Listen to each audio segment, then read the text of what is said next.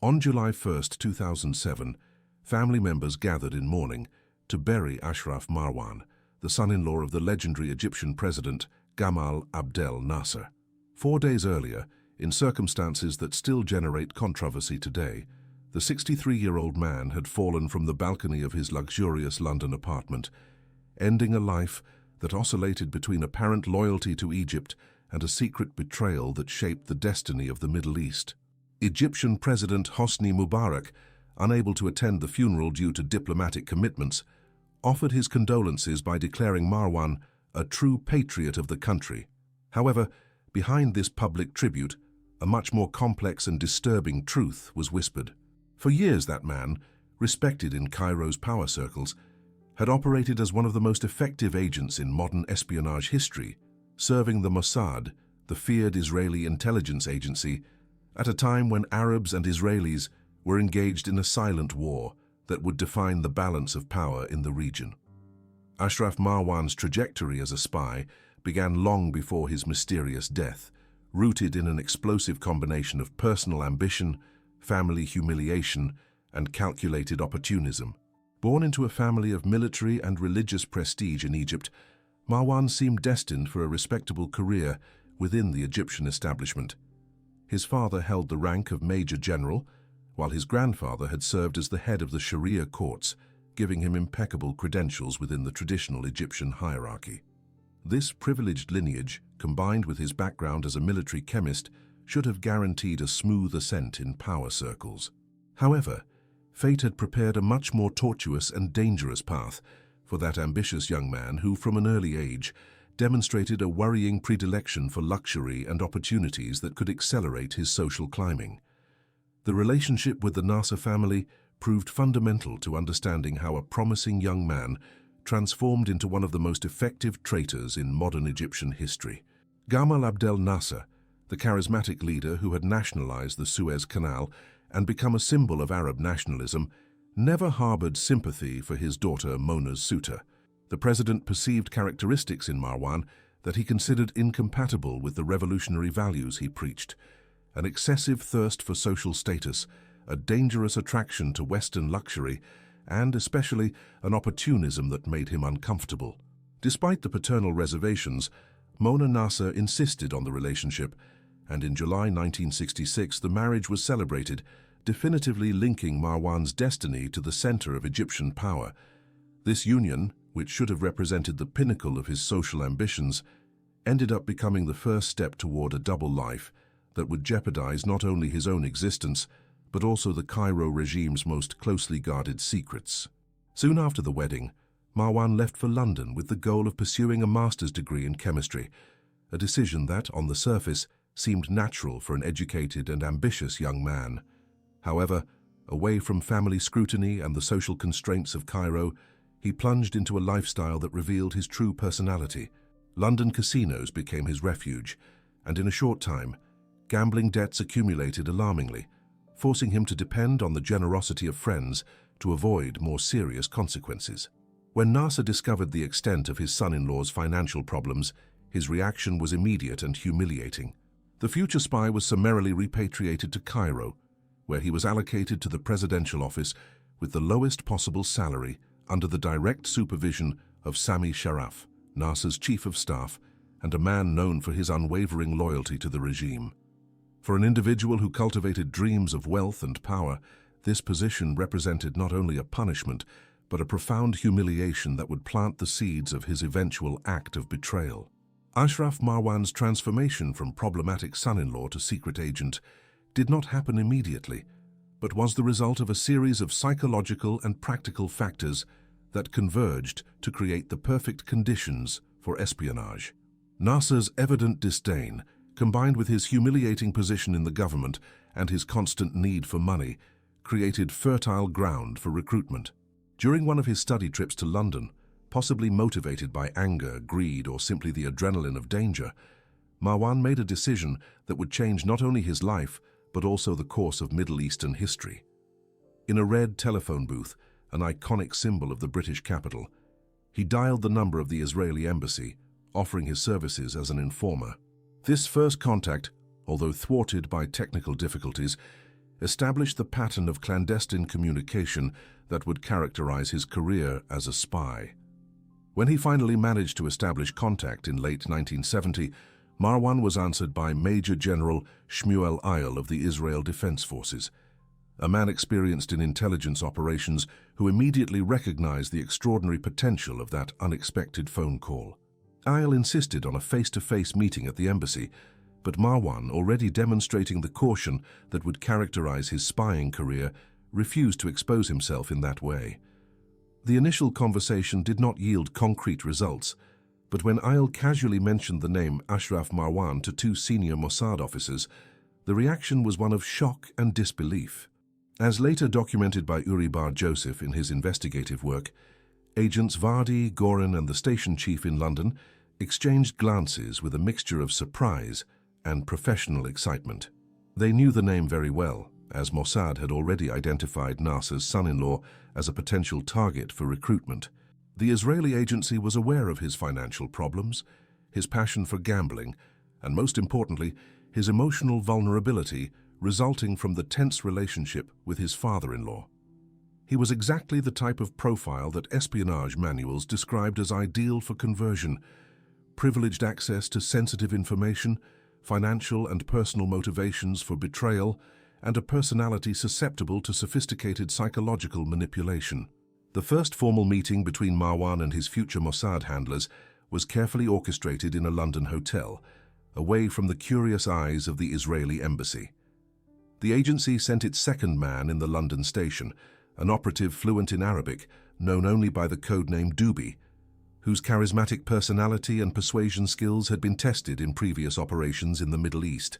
The meeting proved to be an extraordinary success, establishing an immediate chemistry between the novice spy and his experienced handler. Marwan demonstrated that he possessed not only charm and intelligence, but also an instinctive understanding of the risks and opportunities inherent in international espionage. Even more impressively, he did not arrive at the meeting empty-handed. As proof of his credentials and privileged access, Marwan brought with him an ultra-secret memorandum that meticulously detailed Egyptian military capabilities, combat units, strategic positions, responsible commanders, available equipment, and operational readiness levels. It was exactly the kind of intelligence Israel desperately needed to maintain its strategic advantage over its Arab neighbors, and the quality of the information exceeded all expectations of the Mossad officers. The designation of the codename the Angel for Ashraf Marwan was not casual, but reflected both the strategic importance and the almost mystical value that the Israeli agency attributed to its new source. The name was inspired by the television series The Saint, which was broadcast in Israel under that title and portrayed a charismatic protagonist capable of solving seemingly impossible problems through intelligence and charm. For Israeli strategists, a man with direct access to the inner circle of Egyptian power represented an almost divine answer to their intelligence needs in a region where precise information could mean the difference between victory and total defeat. The death of Gamal Abdel Nasser in September 1970 created a unique opportunity for Marwan to expand his influence and, consequently, his value as an intelligence source. The devastating Egyptian defeat in the Six-Day War of 1967, when Israel captured the West Bank, the Gaza Strip, the Sinai Peninsula, and the Golan Heights in less than a week, had haunted Nasser until his last days, undermining his already fragile health and his confidence in the Arab military future. With the ascent of Anwar Sadat to the presidency, a man Nasser had underestimated, considering him harmless and politically naive, Marwan saw his prospects change dramatically. Sadat, determined to consolidate his power and distance himself from the shadow of his predecessor, moved quickly to reshape the Egyptian government. In 1971, he executed a systematic purge of the Nasserist old guard, eliminating potential rivals and creating space for new faces in the center of power. In this process of political renewal, Marwan emerged as a reliable and competent figure, quickly gaining the new president's trust and ascending to the position of Sadat's personal advisor. This extraordinary proximity to the Egyptian leader automatically transformed Marwan's value as an intelligence source, granting him access to information that few individuals in the Arab world possessed. During the beginning of 1971, Cairo's strategic objectives became crystal clear through the reports Marwan religiously transmitted to his Mossad handlers. The recovery of the Sinai Peninsula had become Sadat's central obsession, not only as a matter of national pride, but as a political necessity to legitimize his government before a people still traumatized by the humiliation of 1967. However, the military assessments Marwan was able to access revealed that Sadat, despite his bellicose rhetoric, privately recognized the limitations of his army and did not consider his forces prepared for an immediate confrontation with Israel. This information, faithfully transmitted through Dubi to the upper echelons of Israeli intelligence, reinforced the perception in Tel Aviv that Egypt would maintain its defensive posture for a prolonged period, allowing Israel to concentrate its resources on other strategic priorities.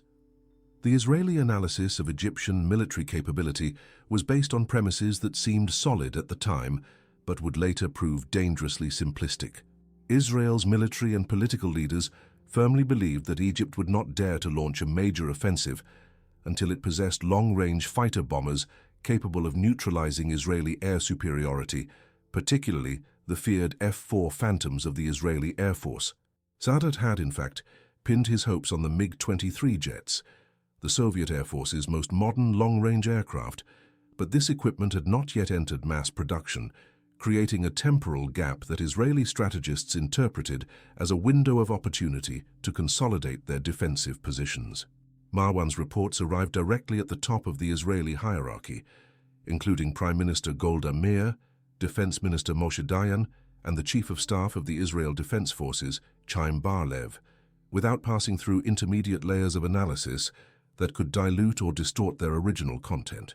The information Marwan was able to access and transmit included verbatim accounts of private conversations between Sadat and Soviet leader Leonid Brezhnev, revealing extraordinary details about the military support Moscow was willing to provide to Egypt. Among the most significant revelations were Soviet commitments to supply Kelt air-to-surface missiles launched from Tu-16 bombers, capable of hitting strategic targets in Israeli territory. This information allowed Israel to anticipate and prepare countermeasures for threats that were still developing, conferring an invaluable strategic advantage in an environment where technological superiority and advanced intelligence often determined the outcome of conflicts. Sadat trusted Marwan not only as an advisor, but as a facilitator capable of materializing complex and sensitive agreements that the Egyptian regime could not openly negotiate. One of the most audacious operations facilitated by Marwan involved the secret acquisition of Mirage 5 fighters through Libya, bypassing the French embargo that prohibited direct sales of arms to countries involved in the Arab-Israeli conflict. This operation demonstrated not only Marwan's influence behind the scenes of Arab diplomacy, but also his ability to profit personally from his privileged position. He systematically charged substantial commissions on state deals, with one importer even presenting him with a check for $1 million after a successful order for Mercedes vehicles. Despite accumulating a considerable personal fortune through these parallel activities, Marwan continued to accept the $10,000 the Mossad paid him for each meeting, demonstrating that his motivations transcended purely financial matters and included psychological elements related to the thrill of risk and duplicity. During the summer of 1972, the strategic landscape in the Middle East began to shift in ways that would have deeply alarmed Israeli analysts if they had fully grasped the implications of the information Marwan was transmitting. Sadat made the surprising decision to expel the Soviet military advisors who had defended Egyptian airspace since the War of Attrition, a move that was initially interpreted in Israel as evidence of Egyptian military weakening. However, the reality was much more complex and threatening. Sadat had become frustrated with Moscow's reluctance to support an offensive war against Israel, fearing that such a conflict could provoke a dangerous escalation with Washington and compromise the détente policy that the Soviets had been carefully cultivating. The expulsion of the Soviet advisors represented, in fact, a liberation from the restrictions Moscow had imposed on Egyptian military ambitions, creating space for Sadat to develop an independent and potentially more aggressive military strategy. In June 1973, Marwan transmitted information that should have revolutionized the Israeli perception of Egyptian intentions, but which was filtered through analytical biases that minimized its importance. According to his sources in the Egyptian High Command, Egypt had decided to proceed with war preparations without awaiting the arrival of long-range fighter bombers, abandoning what the Israelis considered an essential prerequisite for any serious offensive. The military plan Marwan was able to access revealed a sophisticated and realistic strategy. Egyptian forces would cross the Suez Canal at 5 different points, using 5 infantry divisions to establish a territorial strip approximately 10 kilometers deep, protected by a dense network of Soviet-made anti-aircraft missiles that would neutralize Israeli air superiority in the immediate combat zone. Simultaneously, Syrian forces would attack from the north in the Golan Heights, forcing Israel to divide its limited military resources between 2 active fronts. The cleverest aspect of the Egyptian strategy was its deliberately limited nature.